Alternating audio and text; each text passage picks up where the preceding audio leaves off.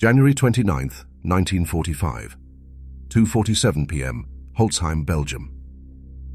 The village is already supposed to be secured. First Sergeant Leonard Funk moves through the snow-choked street toward a farmhouse on the edge of town. Smoke hangs low in the cold air. The fighting for the moment has drifted elsewhere. This is supposed to be routine, just another check, another head count, another problem to clear before moving on. He rounds the corner of the building and stops. The yard in front of him is full of German soldiers, dozens of them. Too many to count at first glance. Some are standing, some are bending to grab rifles from a pile on the ground. Others are already shouldering weapons, forming loose groups, orienting themselves like men preparing for a fight. These men were prisoners minutes ago. Now they're armed. 90 Germans fill the farmhouse yard. In the center of it, 4 American soldiers kneel in the snow with their hands behind their heads.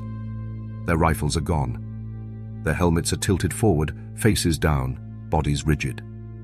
They are alive, but only barely in control of it. A German officer steps forward. He is close enough that Funk can see the condensation of his breath. The officer shoves an MP-40 submachine gun into Funk's stomach, hard enough that Funk feels the cold metal through layers of winter gear. The barrel doesn't waver. The officer shouts, German, fast, angry. Funk doesn't understand a word. The officer shouts again, louder. His face is red now. Veins stand out along his neck. Whatever he's saying, it's not a suggestion. Funk looks past the gun. He takes in the yard. The Germans, the weapons, the 4 Americans on their knees, the distance back to the rest of his company. He does the math. There is no version of this that ends well. Then something breaks the tension. Funk starts laughing. At first it's quiet, almost involuntary. A breath that turns into a sound, thus. Then it gets louder. He bends slightly at the waist. His shoulders shake. The German officer freezes, confused. The gun is still pressed into Funk's stomach. Funk keeps laughing. What happens next will take less than a minute. When it's over, 21 German soldiers will be dead in the snow, and the rest will be prisoners again. Leonard Funk wasn't shaped by battle first. He was shaped by necessity. He was born in 1916 in western Pennsylvania, in a place where childhood ended early and excuses didn't last long. The Great Depression didn't arrive suddenly. It pressed down year after year, grinding families into routines built around scarcity. Money was tight. Work was uncertain. Stability was something you improvised. Funk learned responsibility before he learned ambition. While other boys his age were thinking about school or sports, he was already helping raise his younger brother. Adults leaned on him. Expectations came without ceremony. You did what needed doing, because there wasn't anyone else to do it. There was nothing heroic about it. It was just normal. By the time he finished high school, the idea of college was unrealistic. Jobs were scarce. The country was still recovering, and Europe was already burning. When Congress expanded the draft in 1941, Funk's number came up like millions of others. He reported, without protest. At the induction center, the numbers worked against him. He stood just over 5.5 feet tall, barely 140 pounds, compact, unimposing. The kind of man officers glanced past when thinking about assault troops, clerk material, support staff, someone to file papers and stay out of the way. That assessment was wrong, but not because Funk looked dangerous. It was wrong because Funk was steady. Where others reacted, he absorbed. Where others hesitated, he adjusted. He didn't rush, and he didn't freeze. Years of responsibility had already trained him to make decisions without drama, without needing reassurance. When the opportunity came to volunteer for airborne forces, Funk took it. Not because it sounded glorious, because it was difficult. In 1941, airborne service wasn't prestigious. It was experimental, dangerous. Jumping out of aircraft behind enemy lines, surrounded, often alone. Casualty rates were expected to be high. The washout rate during training was even higher. Most soldiers avoided it. Funk didn't. Volunteering wasn't bravado, it was acceptance. If the war was coming, and it was, then he would meet it head-on, on his feet, not waiting for it to arrive. That choice says more about him than any medal ever could. At this point, Leonard Funk hadn't fired a shot in anger. He hadn't led men into combat. He hadn't killed anyone. But the foundation was already set. When pressure arrived, panic wouldn't be his default response. He had been living with pressure his entire life. Airborne training was not designed to make men confident. It was designed to make hesitation impossible. From the first day, the pace was relentless. Running until legs failed, climbing until hands slipped, falling until the body stopped flinching. Every movement was timed, every mistake punished with exhaustion. The goal wasn't strength, it was obedience under stress. Men quit daily. Some couldn't keep up physically. Others broke in quieter ways, missed times, lost focus, froze when pressure mounted. Airborne training didn't tolerate any of it. Half the volunteers never finished. Those who remained learned quickly that fear was not something to overcome. It was something to operate with. The jump towers came next. Steel skeletons rising above the training grounds, ladders climbing higher than instinct liked. From the platform, the ground looked distant and final. The instructors didn't offer reassurance. They offered commands. Step out. The body resisted every time. Hands wanted to grab the rail. Muscles locked. The brain argued. The training didn't care. You stepped out or you washed out. Then came the aircraft. The first time Funk stood in the open door of a transport plane, the wind tore at him hard enough to steal his breath. The engine noise was overwhelming. The ground was a blur far below. There was no gradual introduction, no easing into it. The light turned green. You jumped, or you were pushed. After enough repetitions, something changed. The fear didn't disappear, but the delay between fear and action did. Movements became automatic. The body learned that thinking too long was more dangerous than moving fast. That was the point. By the time Funk earned his jump wings, reacting under pressure wasn't a decision. It was reflex. He was assigned to Company C, 1st Battalion, 508th Parachute Infantry Regiment. By then, the unit already had a reputation. These were fresh soldiers. Many had seen combat, Sicily, Italy. They knew what airborne operations actually cost. Funk joined them as an outsider. At 27, he was older than most of the men around him. Many were barely out of their teens, faster, louder, more reckless. They joked about his age, called him old man, half serious, half not. But age brought something else. When things went wrong, and they often did, Funk didn't rush. He didn't raise his voice. He didn't waste energy. He watched. He adjusted. The younger men noticed. Slowly, instinctively, they started taking cues from him.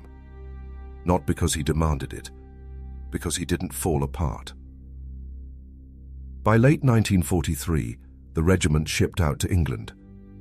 They joined the 82nd Airborne Division, men who had already jumped into enemy fire and buried friends afterward. The training was over. The next time Funk stepped out of an aircraft, it wouldn't be an exercise. It would be into enemy territory, and hesitation would get men killed. June 6, 1944, shortly after midnight. The aircraft shakes as anti-aircraft fire climbs toward it. Black bursts bloom in the darkness, close enough that fragments rattle against the fuselage. Inside, the paratroopers stand packed together, hooked to the static line, weighed down with weapons and gear. No one can sit. No one can move. The plane is too low. Pilots know it. The men know it. But climbing isn't an option. German fire is everywhere. When the green light snaps on, there's no countdown. No warning. 1 second the door is open. The next, the man in front of you is gone. Funk jumps. The blast of air slams into him, violent and disorienting. For a moment there's nothing. Then the parachute opens and the noise drops away. Below him, Normandy stretches out in fragments. Hedgerows, fields, dark shapes moving where they shouldn't be. This is enemy territory in every direction. He hits the ground hard, too hard. His ankle twists under his weight and pain shoots up his leg instantly, sharp and final. He knows what it is before he even tries to stand. Bad sprain, possibly worse. Every step will hurt. There's no medic, no time, no alternative. He cuts free, gathers his parachute, buries it, and starts moving. Nothing about the airborne plan survives first contact. Units are scattered across miles of countryside. Some men land in flooded fields and drown under the weight of their gear. Others drop into German positions and are killed before they can unhook. Radios are lost. Officers are missing. Orders evaporate. Funk doesn't know where his unit is. He doesn't know where the enemy is either. He limps through the darkness, moving cautiously, listening more than he looks. Every sound matters. Every shadow could be a patrol. He avoids roads, avoids light, avoids contact when he can. By morning, he isn't alone anymore. He finds 1 paratrooper first, then 2 more. Men from DO. Different companies, different regiments. None of them know where they are. All of them are armed. All of them are waiting for someone to decide what happens next. Funk does. He doesn't give speeches. He gives direction. Move here, hide there, rest now, move again tonight. Over the next several days, the group grows. 18 men in total, some wounded, all exhausted. They move only after dark, sleeping during the day in hedgerows, barns, tree lines. When they encounter Germans, they fight quickly and disappear just as fast. Funk insists on taking point. Despite the ankle, despite the pain, the lead scout sees danger first. He absorbs the risk so the others don't have to. Funk understands that instinctively. It's not courage, it's responsibility. For 10 days they move like this. 10 days surrounded. 10 days without resupply. 10 days of constant uncertainty. No one breaks. No one is lost. When they finally reach Allied lines on June 17th, every man is still alive. 18 soldiers who should have been scattered casualties walk out together. There are no witnesses to most of what happened behind those lines. No reports written in the moment. No dramatic last stands. Just endurance. Decisions made quietly, correctly, under pressure. Normandy doesn't make Leonard Funk famous. It does something more important. It proves to the men around him and to himself that when everything collapses, he doesn't. September 1944, the Netherlands. By now, Leonard Funk understands the rhythm of airborne war. Land fast, move faster, hit hard before the enemy can react. Operation Market Garden is built entirely on that assumption. The plan is simple in theory and fragile in reality. Allied airborne forces will seize a chain of bridges deep inside occupied Holland. Ground forces will race north along a single narrow road to link up with them. If it works, the war could end early. If it doesn't, the men on the ground will be isolated and surrounded. Funk doesn't know the full scope of the plan. He doesn't need to. His world is smaller. Secure the drop zone. Support the landing. Kill anything that threatens the operation. After landing, his unit begins moving through open countryside, checking positions, clearing resistance. Then Funk notices something wrong.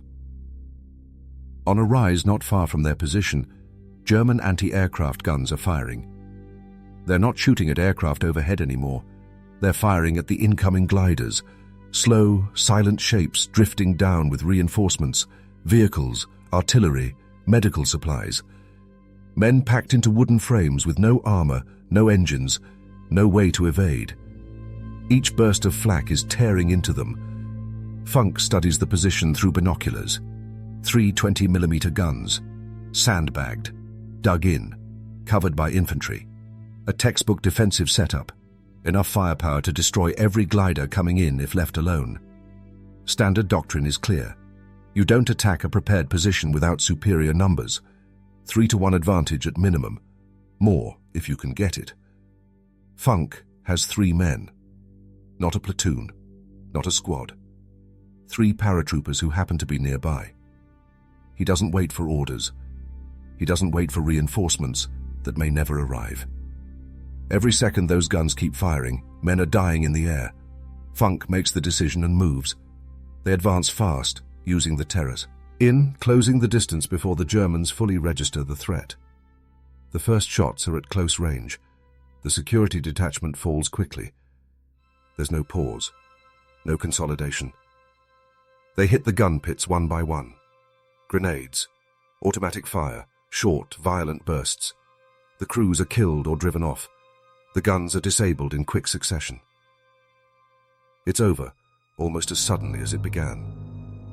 The flak falls silent.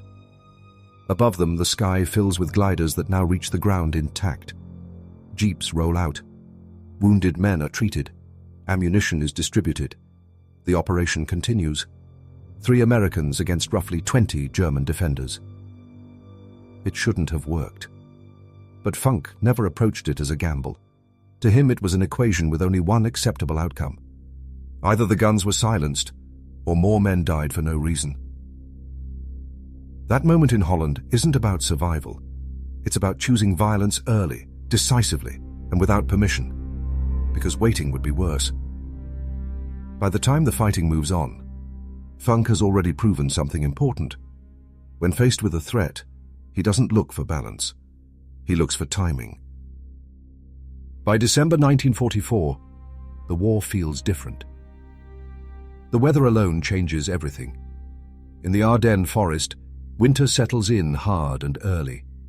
Snow piles high along narrow roads. Trees stand bare and black against the sky. Temperatures drop well below freezing. Weapons jam. Engines fail. Men lose feeling in their hands and feet long before they lose fear. Then the Germans attack. Not a retreating force, not scattered resistance, an offensive, massive, coordinated, desperate. Entire German armies surge forward through the forest, punching into thinly held American lines. Tanks follow roads that were never meant to carry them. Artillery pounds positions around the clock. Units are overrun before they understand what's happening. For American troops, it's shock. The scale alone is overwhelming. Hundreds of thousands of men, thousands of guns, the largest battle the US Army will fight in the war. Confusion spreads faster than orders. Some units collapse. Others fight isolated, surrounded, unsure if help is coming. And then, word reaches the lines. Near a crossroads outside the town of Malmedy, American soldiers from an artillery observation unit have surrendered. Rear area troops, not infantry. They lay down their weapons as they're supposed to. The Germans march them into a field and open fire. Machine guns, rifles, pistols. Men drop where they stand. Those who try to run are shot in the back. Those who fall wounded are finished at close range. Bodies pile into the snow. A few survive by not moving, by holding their breath, by lying still while bullets pass within feet of their faces. When darkness falls, some crawl away. The survivors bring the story back.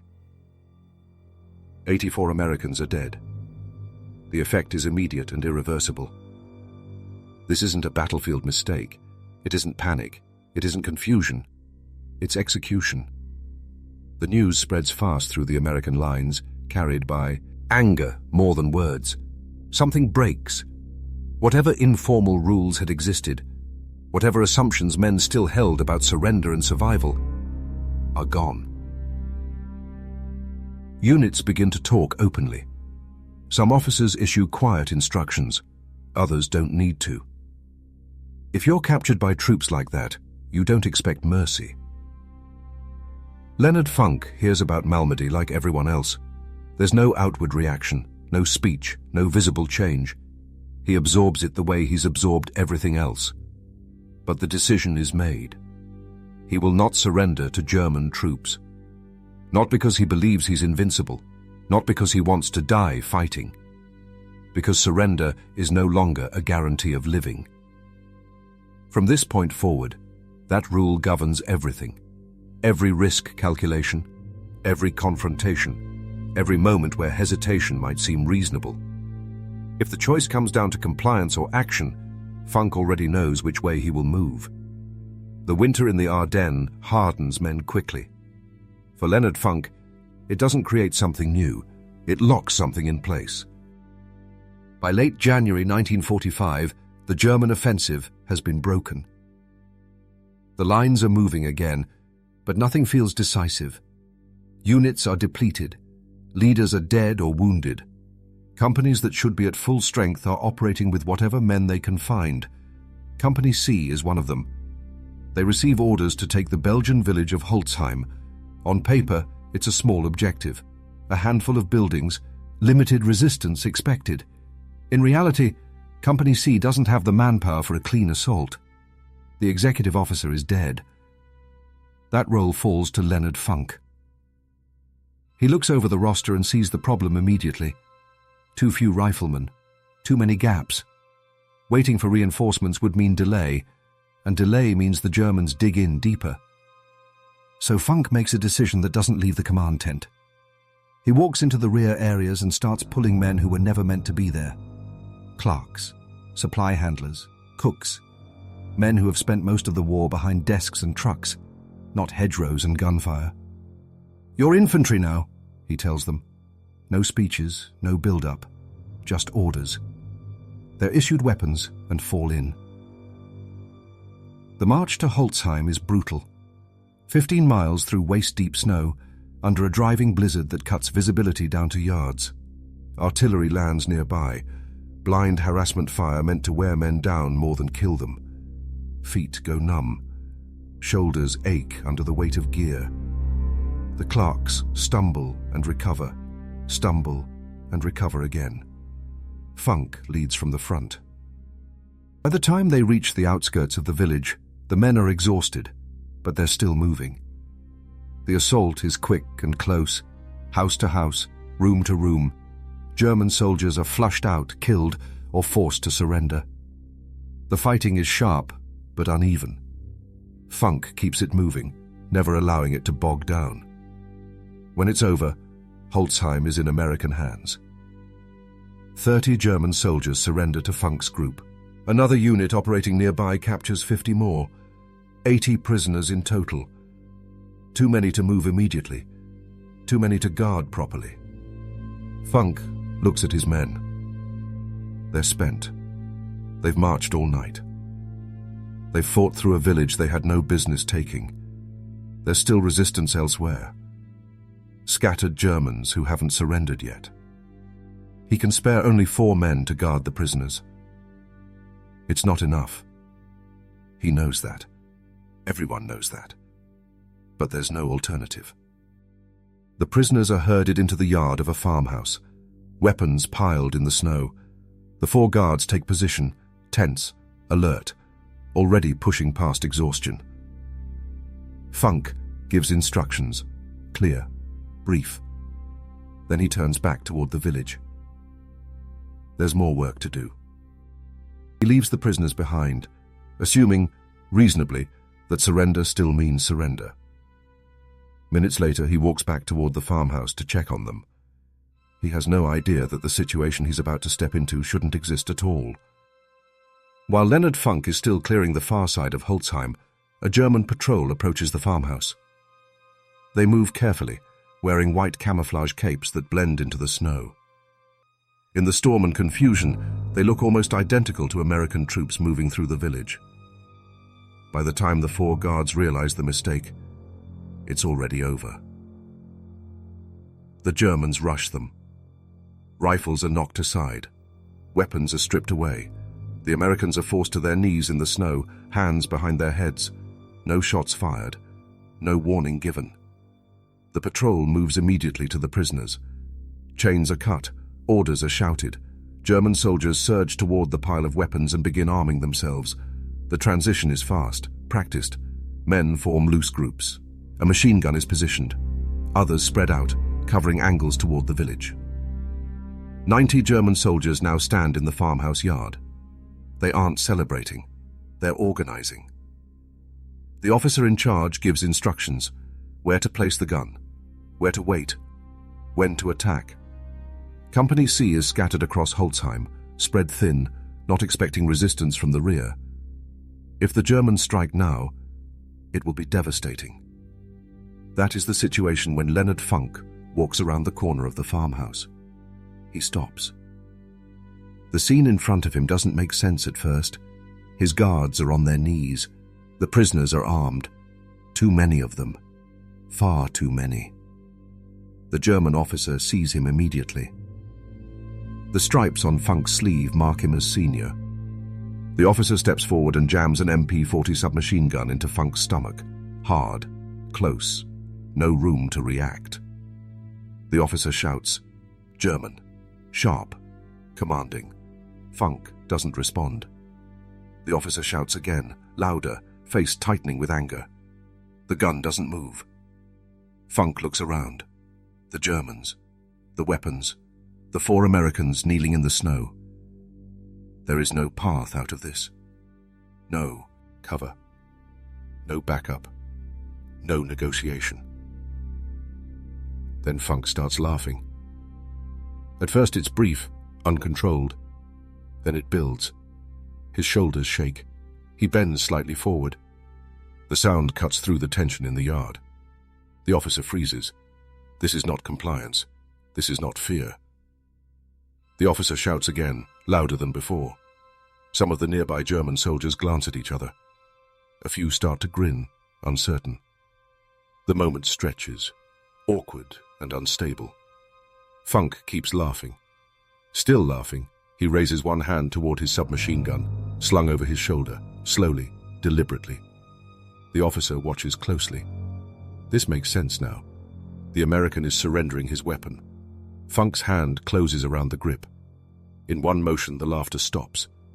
He swings the Thompson down, levels it, and pulls the trigger. The burst is immediate.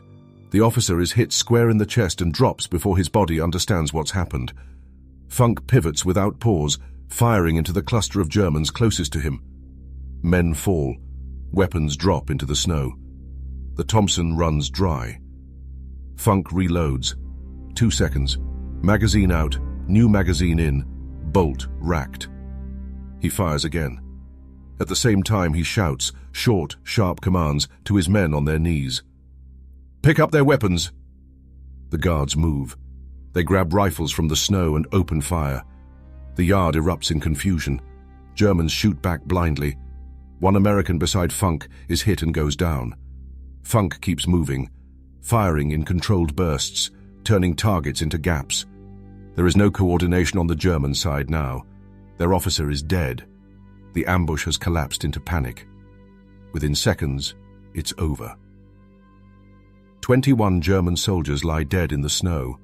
More are wounded. The rest drop their weapons and raise their hands. The yard goes quiet. Smoke rises from the Thompson's barrel. The prisoners are prisoners again. Holzheim is secured by nightfall. The surviving German prisoners are marched to the rear under heavy guard. This time there is no improvisation, no thin margins. What happened in the farmhouse yard does not repeat itself. Leonard Funk reports the incident the same way he reports everything else. Factual, direct, no embellishment, no attempt to frame it as anything more than a firefight that went badly for one side and improbably well for the other. The details spread anyway. Through Company C, through the regiment, through the 82nd Airborne. The story hardens as it moves. A first sergeant, alone, outnumbered beyond reason. A gun pressed into his stomach. Laughter, then silence, broken by gunfire. The numbers don't change. 90 Germans, 21 dead. Less than a minute. When the recommendation for the Medal of Honor reaches higher command, it isn't debated. There's nothing to reinterpret. The citation describes exactly what happened. An overwhelmingly outnumbered American pretending to comply, then attacking at point-blank range and breaking a German counterattack before it could begin. In September 1945, at the White House, President Harry Truman places the medal around Funk's neck. The ceremony is short, formal, one moment among many as the war closes. Then Leonard Funk goes home. He does not write a book, he does not give speeches, he does not build a reputation. He takes a job with the Veterans Administration, desk work, paperwork, claims processing, the same kind of unglamorous responsibility he carried before the war. He stays there for decades, helping other veterans navigate systems that don't move quickly or kindly. He rarely talks about Holzheim. When asked, he shrugs it off, says he did what had to be done, nothing more. Leonard Funk dies in 1992. He is buried at Arlington National Cemetery among thousands of others who served and returned or did it. His grave is marked. His name is recorded. His story fades outside of military history books and citation files. Most people never hear it. But what happened in that farmhouse yard remains what it always was, a moment where the normal rules stopped applying, where numbers, logic, and expectation all pointed in one direction, and a man who had spent his life functioning under pressure chose not to follow them. Not because he was fearless, not because he was reckless, because when everything narrowed down to seconds, he kept thinking. And that, more than the gunfire, is what decided those 45 seconds. Stories like Leonard Funk's rarely survive outside of footnotes and citations, not because they aren't extraordinary, but because they don't come wrapped in spectacle. No speeches, no legacy tours, just moments where ordinary men are forced into impossible decisions, and the outcome depends on how well they think under pressure. That's what WW2 FrontTales exists to preserve. If you value stories that don't rely on effects, reenactments, or dramatics, only clear storytelling and history that speaks for itself, consider subscribing. New episodes focus on overlooked moments, forgotten soldiers, and the seconds that changed outcomes no one expected. And if this story stayed with you, leave a comment. Not about the numbers or the medals, but about the decision. What do you think mattered most in those 45 seconds? We read every comment. This is WW2 FrontTales.